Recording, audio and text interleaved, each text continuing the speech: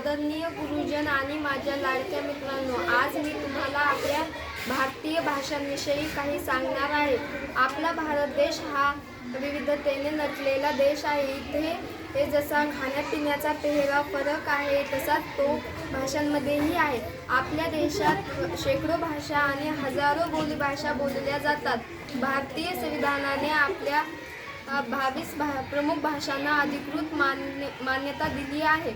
यात हिंदी, बंगाली, मराठी, तमिळ, तेलुगू, कन्नड आणि संस्कृत यासारख्या अनेक सुंदर भाषांचा समावेश आहे।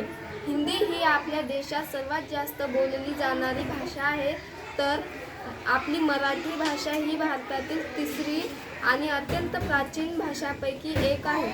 संस्कृत आणि तमिळ या आपल्याकडील केवळ बोलण्याचे साधन नाही, तर ती आपली संस्कृती, आपले संस्कार आणि आपल्या इतिहासाचा आरसा आहेत। वेगवेगळ्या राज्यात वेगवेगळ्या भाषा बोलल्या जात असल्या तरी त्या सगळ्यांमधून एकतेची भावना दिसून येते। आपल्या मातृभाषेचा आणि इतर सर्व भारतीय भाषांचा सन्मान करणे हे आपले कर्तव्य आहे। शेवटी मी एवढेच म्हणेन, भाषा अनेक पण भाव एक, भाषा अनेक पण भाव एक। धन्यवाद। जय हिंद, जय हिंद।